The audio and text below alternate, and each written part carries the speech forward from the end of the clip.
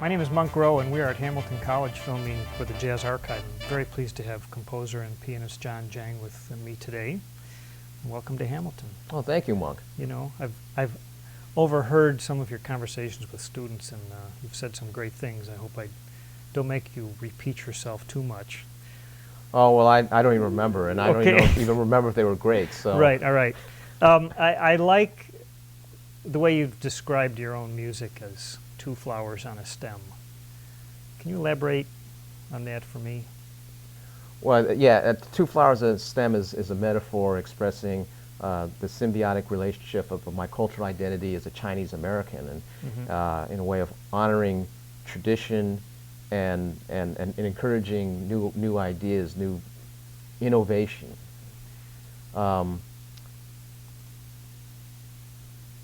Two Flowers on a Stem is also the name of a work that I composed, I think in the early 90s, and it's the title track of the Jon Jang Sextet on Soul Note Records, which is a company that's based in Milano, Italy, and a recording company, incidentally, that promoted a lot of David Murray's work. And my sextet included David Murray on tenor saxophone and bass clarinet, James Newton on flute, who's my close friend and artist partner that I've collaborated for 20 years now. Jaebing Chen on erhu, who's the erhu is a Chinese two-string instrument, and she literally reinvented the erhu. Let's see, who else? Santi Debriano, bassist from New Jersey and New York, and of course the great Billy Hart on multiple percussion. So it was an incredible experience, and the Two Flowers on a Stem features the melody that I wrote for the erhu, and it's, let's see, how can I express it? It expresses the feeling of conflict becoming tenderness as a desire for beauty and strength, and that resulted out of a tragedy that occurred in my family when my father died in the worst plane disaster over the Grand Canyon in 1956. Made the front page of the New York Times. And so he was a rising executive. He was going to be a vice president of Flora Corporation, and he had to overcome racism in Southern California or in the United States in the 1950s, because that was, the period of the McCarthy period. And if you were Chinese American, you were suspicious of being, a communist and so forth. And I actually had an FBI, I guess, an investigation, but mainly because he worked for, I think because he worked for the chemical plants. And so he received, I think, Q clearance, which was the highest clearance. But anyway, he died in this plane crash in 1956, two-plane airplane crash. And when my family tried to hold services at the Glendale Cemetery, I think was it in Burbank or Glendale? I was only 2 years old. They refused the services, even though my father's body wasn't going to be buried there because it was burned to ashes in the fire, in the plane crash. So we ended up in the Hollywood Hills. And so that described the experience to me, even though I didn't understand it then when I was 2 years old, as kind of what my mother had to go through raising three of us, because there was two of us before my dad died, and then 8.5 months later my sister was born. So it evoked this image of my mother as being a lily that can endure in the swamp of racism. So, and I guess that's part of the meaning of Two Flowers on a Stem. It's a nice metaphor. It must have been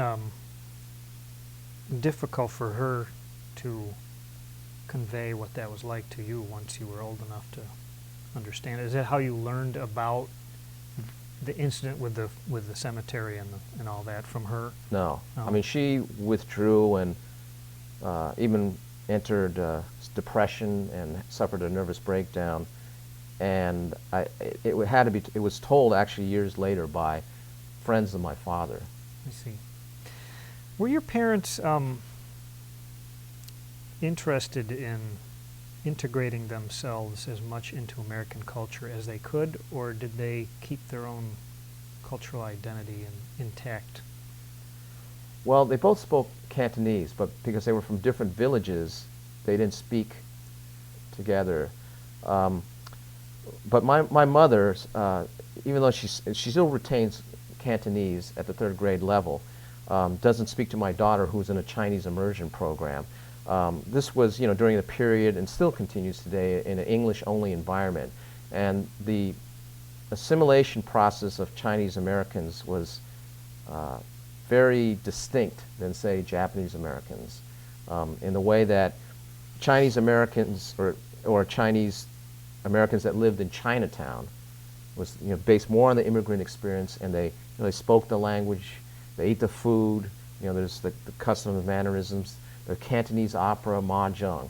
Whereas being removed and living in predominantly white suburb area, you became American, and you spoke only English.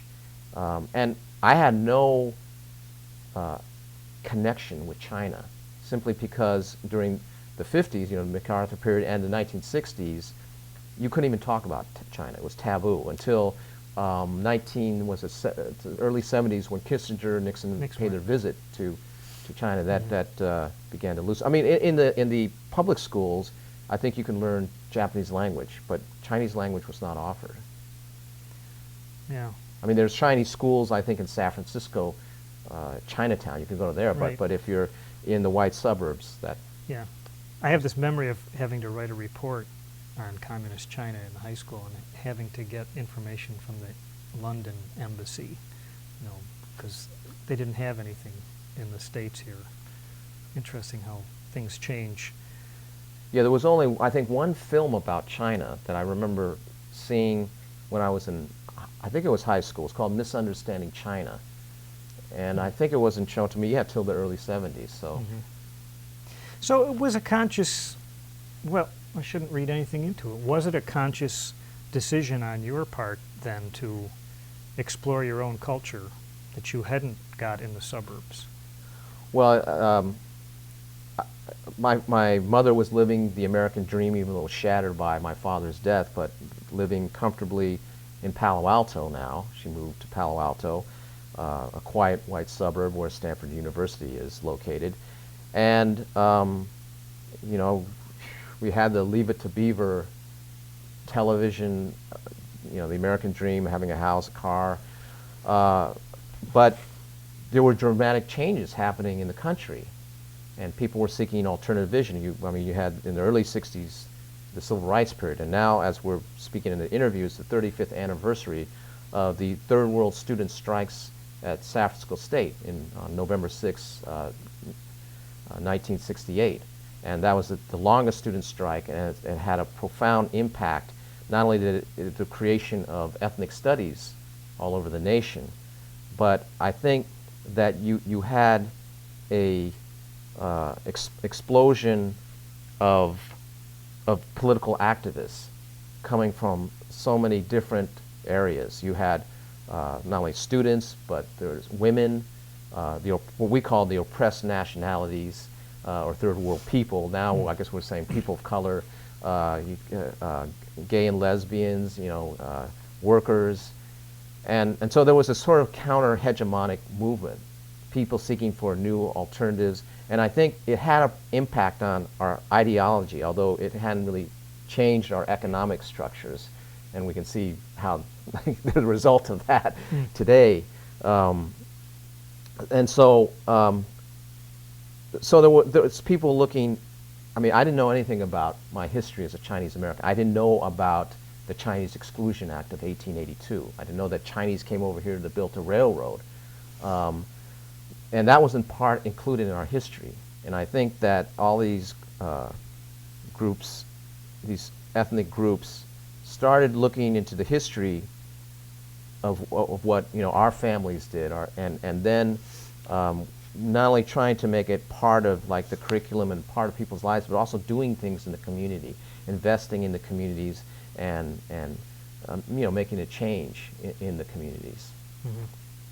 It's really interesting. I assume you were a an aspiring musician before this kind of activism became known to you? No, actually, I started piano at the age of 19. Oh, And I, I don't like to. I'm only providing a context because I wasn't a political activist. It was more like, okay, here I'm in Palo Alto, the white suburbs, and all I see is my block and Leave It to Beaver. This is the reality. Whereas there's all kinds of things that are going around outside my neighborhood. I mean, there's East Palo Alto, an African American, area, and then there's what's happening in the world with the Vietnam War, and what United States empire is doing to other countries. But what was to me a turning point was when my cousin, who's currently an art professor, and a friend of mine who was a drummer, introduced to me the music of John Coltrane. And even though I was not politically sophisticated or musically sophisticated at that time, I was only 17 or 18 years old, I was able to see how that music was connected. I want to say see, I felt that music was connected with Malcolm X. And later on, I discovered that the Malcolm X and that whole tradition of Harlem street corner, oratorial style Ed Davis was connected with that music of John Coltrane and Albert Ayler and urban blues.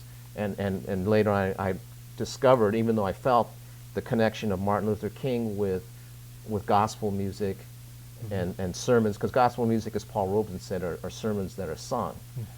So, but see, it was an incredible transformation, and that's why I say that music became just as real to me and maybe in some ways more important than Malcolm X, because it was such on a high political level that I didn't understand it. I mean, they were words. I mean, you're 18 years old, 17, 18 years old, how you can understand it? And Coltrane's music, you didn't really need to understand it to recognize its power. Yeah. So, and so then I dropped out of UC Berkeley, and I guess, oh yeah, the other part of the story is that when I was in high school, a Stanford University grad student was teaching then they call them alternative schools, was teaching in an alternative school class, history class, and he knew I had some interest in music. So he gave me a book called Blues People by Leroy Jones, who's now called Amiri Baraka. And that changed me because the premise of that book is that as African American people's lives changed, their music changed. And so in that book, he talks about how Africans, were brought over unwillingly to the United States and become slaves, and that they brought their songs over. But the difference is that singing a song and working in your own land is different than singing a song working for somebody else's land. So I thought about, and this is when I started thinking about my identity as a Chinese American, because there was, I think, Alex Haley's Roots and Searching for Your Roots, that kind of climate, and that was popular. And so what happened when the Chinese came to the United States to build a railroad? Did they bring their songs, and did the context change? Now, there's no proof of that, but that inspired me to write Great Wall Gold Mountain, which is on Tiananmen recording. It's the second movement. And it starts off with a Chinese work song that actually was inspired by another Chinese work song that was made in China. I think it was in China. It was a Yinqing work song. I think it was with the railroad. I can't recall. And part of that work was inspired by Duke Ellington's Black, Brown, and Beige, which he calls a tone parallel to African American experience or life. And the first movement of that is the work song. So, and when I heard that music, and the music that this was introduced to me by Professor Wendell Logan, he was professor of African American Studies, Jazz Studies, and Contemporary Music at the Oberlin Conservatory of Music. And he served in sort of a mentor role. And so I was exposed to, you know, like black, brown, and beige, and a tone parallel to Harlem. And so I began to connect how music was part of life. And so I would say, like, my music is like an expression of my life. But as an American, it means that, you know, I'm exposed to a diversity of influences. And, you know, younger generation of kids, you know, through internet, and they have access to a lot of opportunities. Did your combining of these certain elements, do you run into, let's say, problem-solving situations with scales that might be inherently Chinese and, you know, our music here based on diatonic scales, etc.? How do you work those together? Well, one of the questions they ask is, you know, tuning and Western and non-Western tuning. And I kind of equate my experience when I used to perform in the joints. I didn't perform in the joint, you know, the blues clubs like in Oakland. And that was probably it was a learning lesson for me, both in terms of music and I mean, trying to respect the music, and also, you know, socially, because it's just very atypical for a Chinese American to be performing in the joints, you know, in Oakland, you know, in an African American club. But you know, when you have like a singer who's, you know, bending the pitch, the inflection, you have the variable pitch, you know, singer, you have the guitar that's bending notes.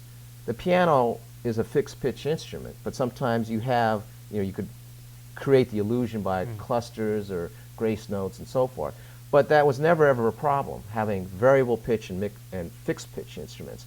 Well, in the Chinese orchestra, you have like the erhu, which is a Chinese two-string instrument, which has that inflection bending. I mean, that could fit right in, you know, in the blues. And you have, you know, other melodic variable pitch. But in the Chinese orchestra, you also have the yang qin, which is a Chinese hammered dulcimer instrument. It's trapezoidal shape with metal strings across, and it's performed with a pair of bamboo sticks. And that's similar to the piano, which a hammer or stick is striking metal strings. And that's a fixed pitch instrument. So it's not like you have to think about, you have to be in tune. It creates this beautiful color. And I mean, just a similar way when I listen to Miles Davis and Wayne Shorter, when they're blending, but sometimes they're not. There's a beauty in that when things are not like fitted perfectly. Yeah. You know. Rough edges. But they are really fitted perfectly. That's great. I've heard some fascinating Chinese music that's basically just percussion and cymbals. Great stuff. Have you adapted any of that kind of? Well, that's a great question, because I find that the future in Chinese music, putting aside that Paul Robeson, and I agree with him, said that the greatest contribution from China, and well, he actually said the Orient, but in China was its melodic development. But there's, like, what I discovered when I was in Beijing in 1994, and I was there studying Beijing opera percussion, or Beijing opera music, and I met with a couple of Chinese musicians in the Beijing opera, and one of them was a percussionist. I learned of, like, you know, I was exposed to some rhythmic organizations, like they have these four gongs, and they're pitched differently.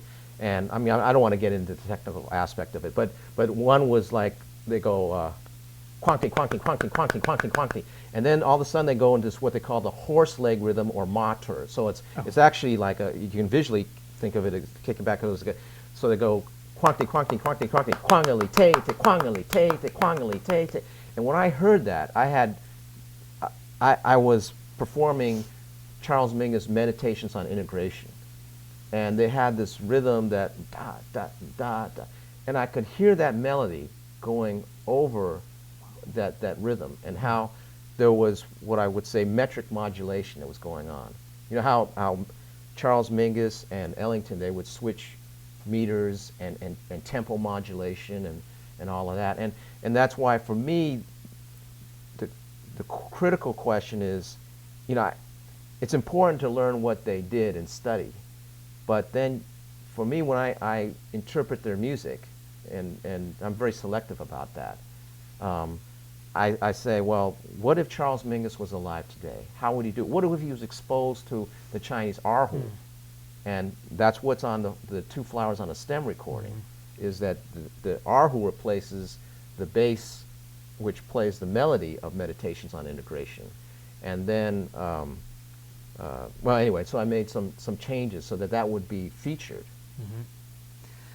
I can imagine David in that scenario too. He's got such big ears that I'm sure that was just really great for him to deal with something new. David is, yeah, he's just, I can't say that, he's just on an amazing high level.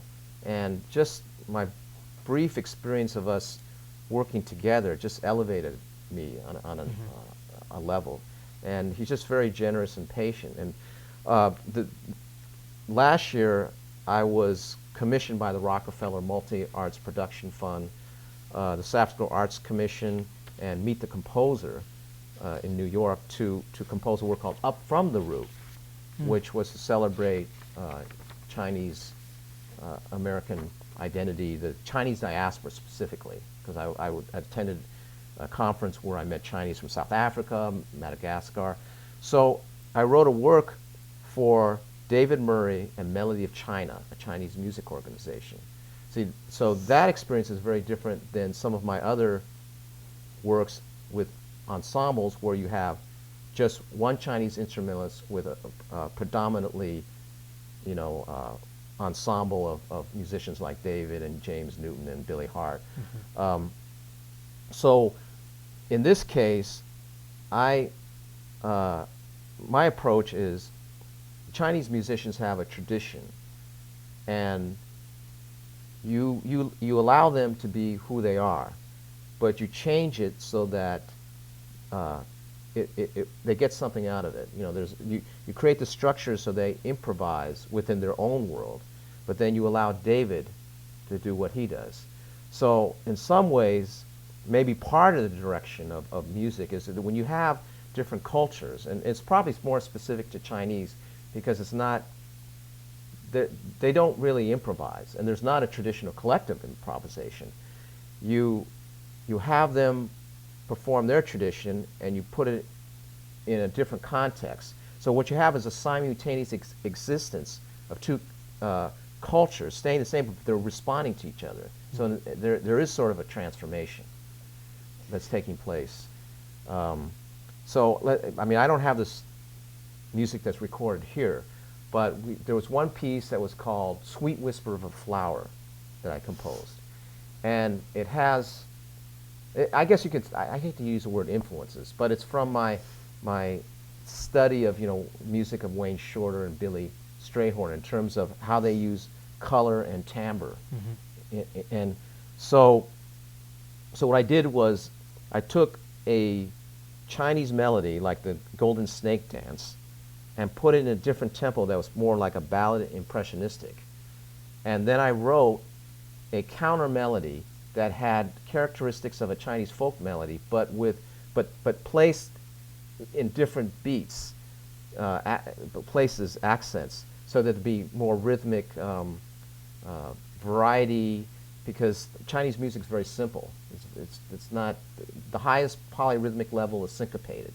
It's not like in jazz you have polyrhythmic, you have conflict of rhythms and things going against each other. So I did that, and then another piece, we used the Golden Snake Dance, but we put it over like a bass line that's reminiscent of George Clinton, because David Murray, he could, he's got that, he's serious funk.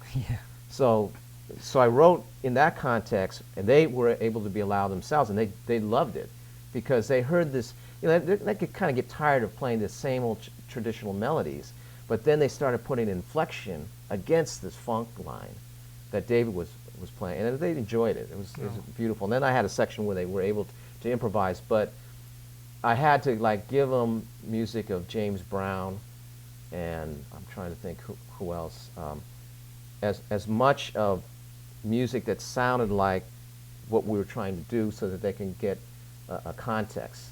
But one thing is, I think it works in that context, but trying to teach Chinese musicians to swing is difficult. It's difficult for me to learn, as an American-born, even listening to the music, to learn to swing because, you know, I mean, I did a recording in collaboration with Max Roach, but when they did the music, they were doing it, they were creating their music morning, day, and night. And then there was, you know, social function with dance. And so there's this a different context when you're learning it as kind of, I guess, either art form or it's removed. And you're not doing it in a day-to-day community because there's not, well, in San Francisco, there's not like the either community centers or clubs or whatever social context for you to live and breathe it every day. Defining swing is always a hard thing to do. Are there words that you can use, or is it more of a trying to show them with your instrument? It's like anything, you have to work with it, and you have to work with people that do it, and you have to do it on a consistent level. Because nobody can just say, somebody who's in this tradition, suddenly you can do that. And I think David Murray respects that. You can't make him play a Chinese melody like a Chinese person. But what I did do was take the Chinese melody and let him hear it by the Chinese musicians, but play it the way he does, which is on the Butterfly Lover song.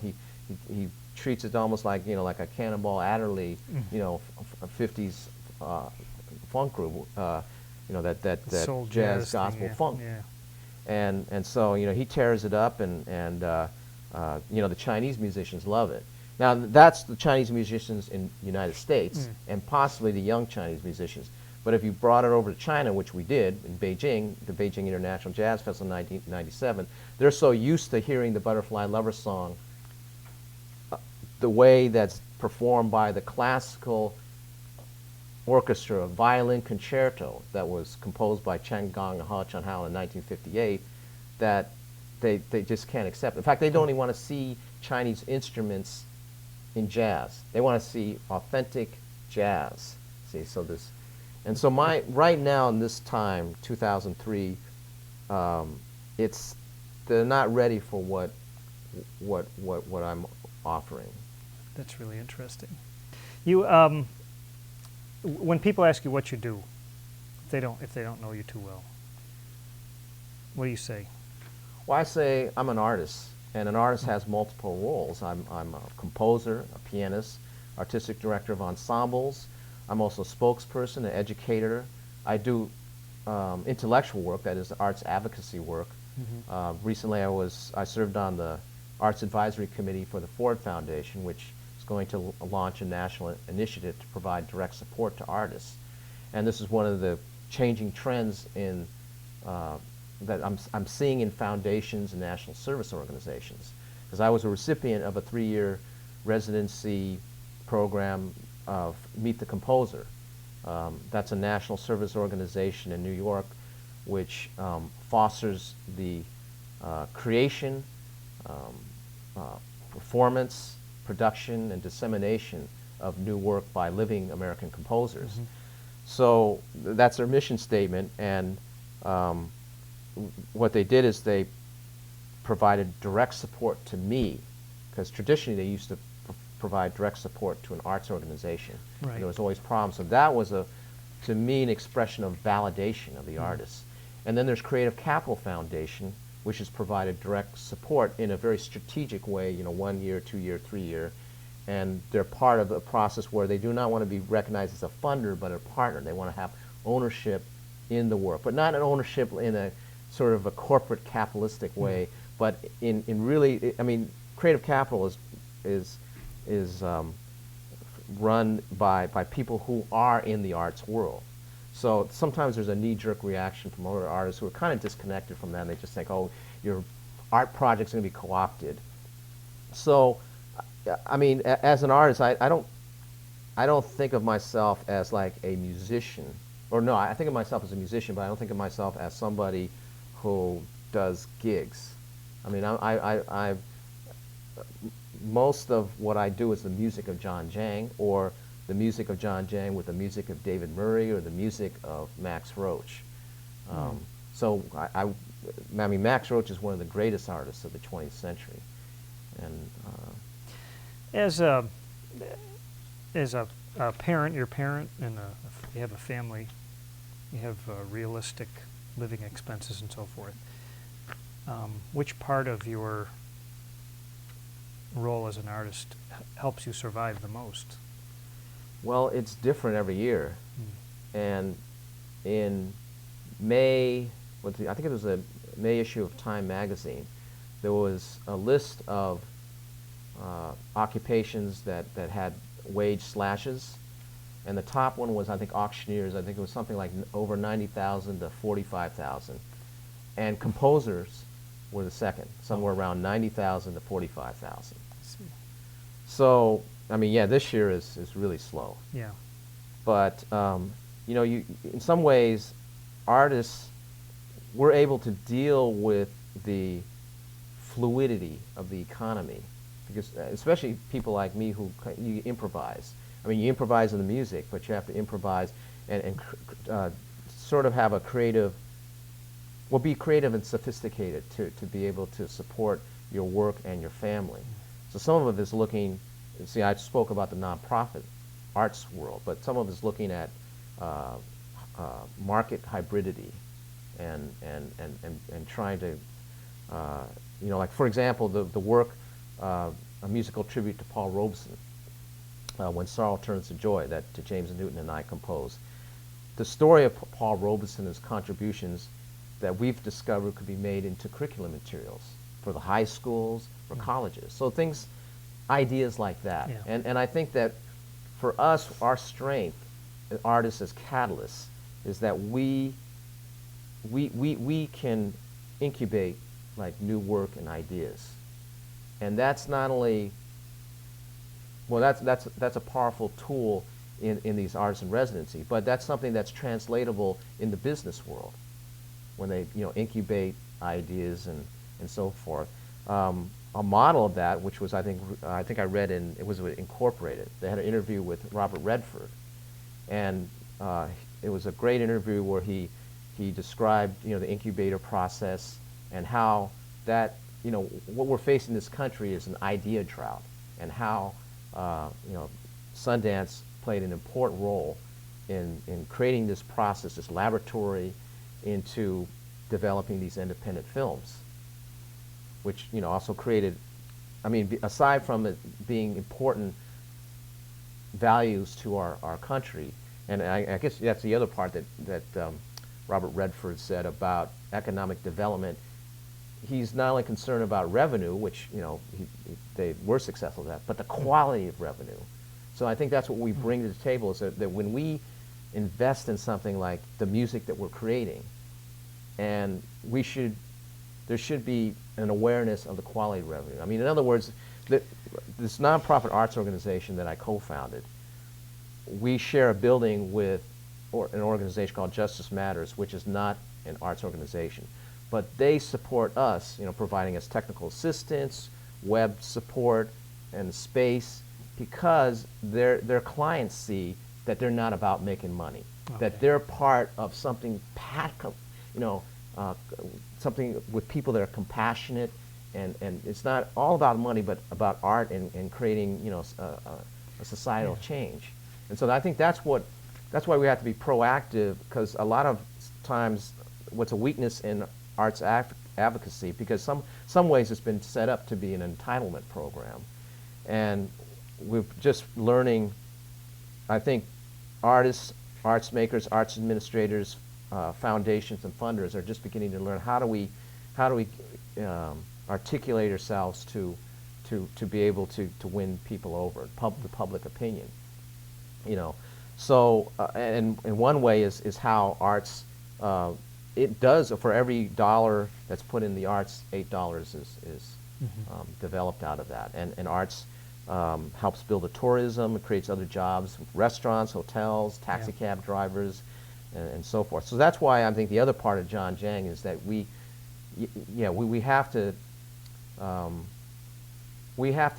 look at our art in relationship to our life and our public and our communities. And the other part of it is that I'm part of some important physical and historical communities in San Francisco Chinatown and Japantown and Oakland Chinatown.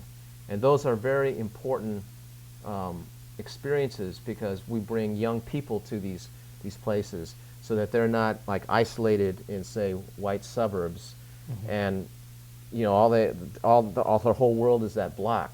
Yeah. But and it's not just, I think, Chinese Americans but also other people, because that's part of, I mean, Chinese American and Japanese American history is part of American history. So then for people who are not of those nationalities, that's important for them to know, you know, for them to understand their experience as Americans. Does having, speaking of young people, does having children change your work at all? Well, it's like Charles Mingus said, "Let my children hear music," and I just want to. Well, not only that, but one of my close, one of my friends, and I guess I could say he was a mentor, maybe more of a symbolic mentor, was the late Horace Tapscott, who was the leader of the Pan-African People's Orchestra in Los Angeles. Are you familiar with him? You know, he was like a cultural warrior and a well-loved person, but and he passed away in February 1999. But he said, you know, art should be contributive, you know, not competitive. And he stayed in Los Angeles in the hood, and you know, nurtured a lot of people. And he didn't leave the area to go to New York to become successful.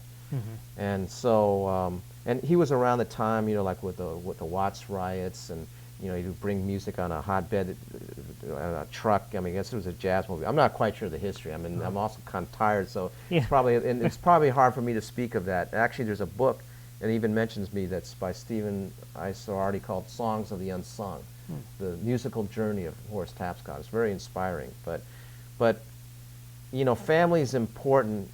I mean, the artists that I'm around, that's very important, tradition and legacy. Because it's not just about the artists themselves, but you know, these are my experiences are important to give to my child, because it gives my 8-year-old daughter, you know, something that's very special. Yeah. What's the effect of 80 cable channels and constant music everywhere you go on people's attention span? Boy, I wonder if the music's going to sound like that. Yeah.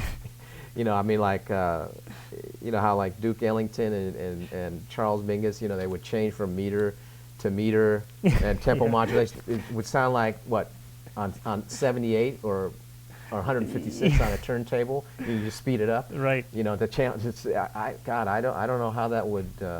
Because you know, in our social action, you know, now people are driving faster. Yeah. Spaces is becoming tighter. I guess I was just wondering, the work you do, to me, requires a fairly sophisticated listening audience. And I worry that we still have that as time goes by. Well, your concern is something that I have to seriously considered. And that's why I think I do have to have multiple ways to, like the other question, to survive. And I don't think I could just survive just doing that kind of music. But that doesn't mean that I'm going to, I mean, there's other ways to see Jon Jang, because I'm very versatile. And one of the weaknesses I've had over the years is because I've had to create all these ambitious projects with such great artists, that my voice as a pianist has been suppressed. Because I can perform in a lot of different kind of situations, because I've had diverse experiences. Billy Taylor, I've collaborated with him at the Asia Society of New York in 1995 with taiko performer Kenny Endo from Hawaii, and we did part of a series called Crossovers, and it was collaborations with Asian traditional music and jazz. And Dr. Taylor told me that you know, John, you have some important stories to tell. You know, and I thought about it, and I said, yeah, but, you know, my present projects, which are really not tourable. I mean, the Jon Jang Sextet, you know, that with Billy Hart, David Murray, James Newton, six great artists, Yeah. and then I'm not doing jazz repertory music, and they're all busy. It's just Right. not, it's not practical, you know. So now I'm kind of looking at, well, yeah, Billy Taylor has, I'm not saying that I will do what Billy Taylor does, but maybe I need to have like a trio that features my voice as a pianist, and then I can tell stories like the way Dr. Taylor does. Right. Because, and see, you see that there's no Chinese traditional music, because actually there's been problems, you know, working with Chinese traditional musicians, because if they're unable to perform with you because they have other commitments, then where do you go to get Chinese traditional musicians? And then if you do find them, they're not used to performing in that context. So I think I've done some important work that hasn't been done, but in terms of it, you know, having a impact, in terms of like audiences, it's limited. I mean, you could look back and say, well, yeah, this is important in terms of posterity, but you know, it's like you're saying, there's certain survival. What about, you know, me trying to, you know, how to sustain that?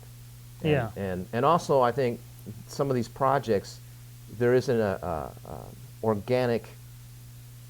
I mean, the residencies have been important in terms of incubating, so that's great. But then you don't get to that level where if you're performing every night or on a consistent level, at least once every 2 weeks with those ensembles or new works, then you can't take that music to another level. Would you feel comfortable, for instance, trying to book a trio gig at, is it Yoshi's in Oakland? Is that the jazz club there? Yeah, I mean, I performed there as a sextet. Okay. And actually, I did do a trio, but I don't think I had my trio, my concept of the kind of music I was going to do. It wasn't, it hadn't developed, it hadn't emerged. Yeah. But, so I have to think about that, and if I wanted to be in the jazz market, I probably would have to do standard repertory. I don't know if I would do that. I mean, I did perform an Ellington program with Clothed Woman and some works that are not part of what I call quote-unquote Ellington standards, but some of the lesser-known works that are incredible works themselves that I enjoy it, but I'm not sure if I would want to tour with it. Yeah. Or commit to that. So if you want to be part of the jazz market, you have to do that kind of, you have to be kind of like presenters, especially in a period where they're uncomfortable, they're worried about the box office and the revenues, and particularly in this economy, they want something that's familiar, they know people are going to come. If you keep changing your face, like, well, what is Jon Jang doing now? It's a chameleon. Right. Then they feel very uncomfortable. Yeah. You know, oh, I thought I saw you do that last year, and now you're doing this, and how am I going to book that and bill that? yeah, and then sometimes in the jazz market, they want to hear you perform. It's not for, they don't want to hear a new work. They want to hear somebody that can play, or for whatever reason, they want to hear the experience of, you know, this performer or that song, or you know, if it was on the recording. Yeah. Okay. They want to hear "Take the A String." Yeah. That's part of an inside joke that no one knows we're talking about, but that was a good joke on your part, actually. You know, you said something interesting talking. A student apparently had asked you about the state or the future of jazz, and you were saying you think there's a disconnect between the current young generation and what has come before. Did I say that right? Yeah, I think that, and I don't think I'm the best person to answer that, because I'm from San Francisco. I'm not part of like the New York scene. So in some ways it might kind of come off detached, but my initial feelings, and it's probably not even well thought out, is that, you know, David Murray is like, I think, represents that last generation, the 80s. And I just remember one year when I think it was 1990 or maybe it was the late 80s, there was a young saxophonist, Christopher Holliday. Yeah. And he was sort of, maybe Jackie McLean, I don't know if he was a mentor or a clone, but here's a young kid that the music industry, I shouldn't say young kid, he was a young adult that the Right. music industry, chose to record. And here's Clifford Jordan, who had a recording date. Mm-hmm. And so he's like the generation, maybe one or two generations, I can't even think of what the age difference with David Murray. And I always found that David Murray connected with so many musicians, like I performed in his, I sat in his big band one time and they had Sonny Murray, and it was great experience with Butch Morris doing production. And so he has these ties, but I don't know if there is that kind of, mentor, relationship now. Yeah. You know, Well, we certainly have the universities to teach jazz. Maybe the mentor thing has been replaced by that, by all the programs. well, it's kind of like I use the analogy of a basketball team. If you have a veteran team, and now this is before they've even played a game, but like the Los Angeles Lakers, they're champions because they have veterans and young players. Now they have a 40-year-old Malone, they got 35-year-old Peyton, a 30-year-old Shaquille O'Neal, 25-year-old Kobe Bryant. I mean, of course, they're Hall of Famers, so you can't really use the age as a factor. You have to factor in that variable. But you have veterans and young players. If you just have young players, then you got the Los Angeles Clippers. Okay. So, see, I'm trying to recall, like, I don't know the full story about that, but I heard that Wynton Marsalis had, like, older musicians in the Lincoln Jazz Center Orchestra.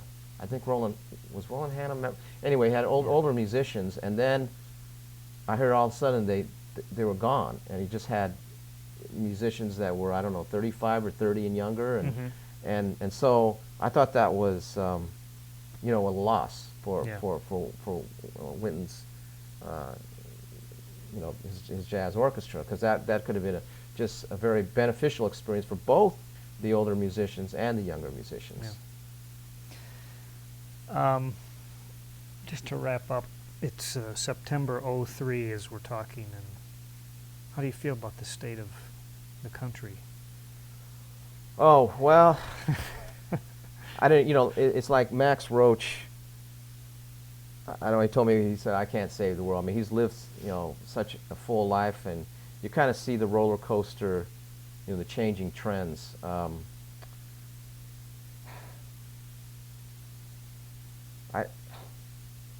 I don't know. I guess part of it is being a Christian.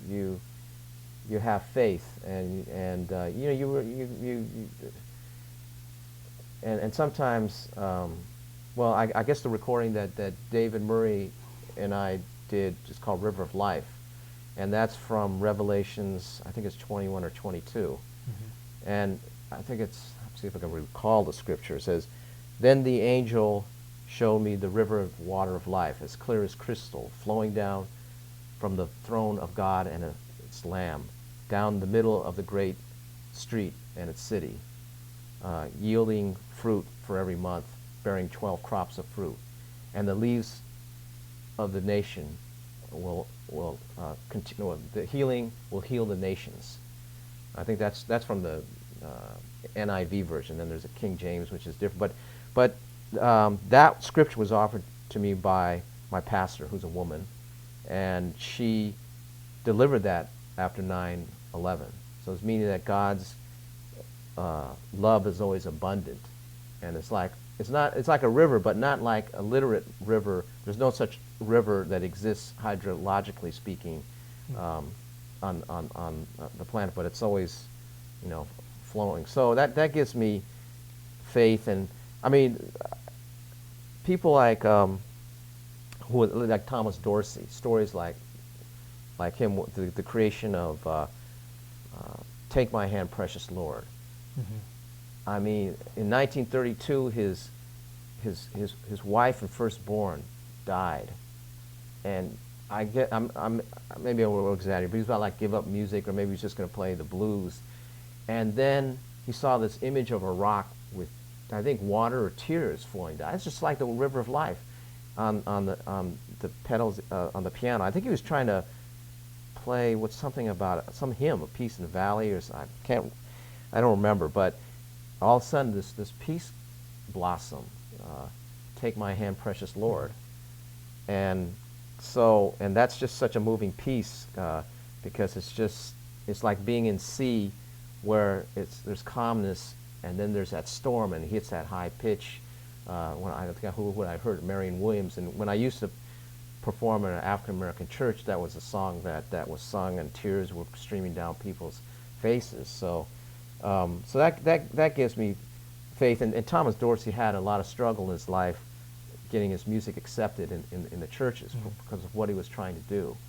So in terms of me trying to do my music, or us providing a alternative vision, we have to look at that, and we even have to look at the whole contributions of African American people.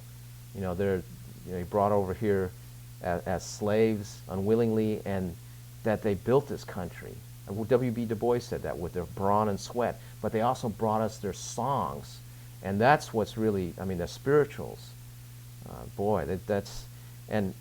That's I think helped me look at my people, or I should say our people, but my cultural identity specifically with Chinese people, what they brought here, and how can I help contribute to that. And the problem is, I think I'm not. Maybe I don't. It's different because for where we are at, Chinese Americans in our place in history in America, in terms of artists, it's very different because we have communities. We don't have, let's say, a black nation. No. And also we do. In other words, what I'm trying to say is I don't want to compare what I'm trying to do with all those great creators, because I understand. Well, I won't say limitations, but the fact that I'm an individual who's been disconnected from my roots for a long period of time, that this is what my reality is, and this is how my music's going to be. And I can't make it, on a certain level. I don't mean artistic level, but the level that I can't artificially create a level that could be measured by any kind of standards, whether European or African American. I can only measure it by my own level and by just trying to raise it at the highest artistic level possible. You're creating your own level. Well, I'm trying to, but then you can't just listen to yourself either, because then you're not really raising the level. That's why you have to always measure your music by what these great artists did, and then try to not be like them. Well, not be like them. Be like them in the way of just being, just create, and committing to do that, and not being distracted by all these other things. With things that go on in the world. Maybe that's the inference of your question. About what do you think about the world now? Is that for artists? Okay, maybe I can end with like a quote what Paul Robeson said. A great culture, he said, a great civilization is measured by its culture, not by its might. And so that's why for us as artists, we have to continue to create, an alternative to war and violence, and what we're doing is creating values that we want to bring people back to. We don't want to invent new ways to kill people, and not only costly ways. And I don't mean economically, but cost in terms of lives. Well, those are wonderful sentiments. But what does that sharing well, what does that have to do with the Jazz Archives? That's all right. I think it's a worthy contribution. Oh, well, thank you.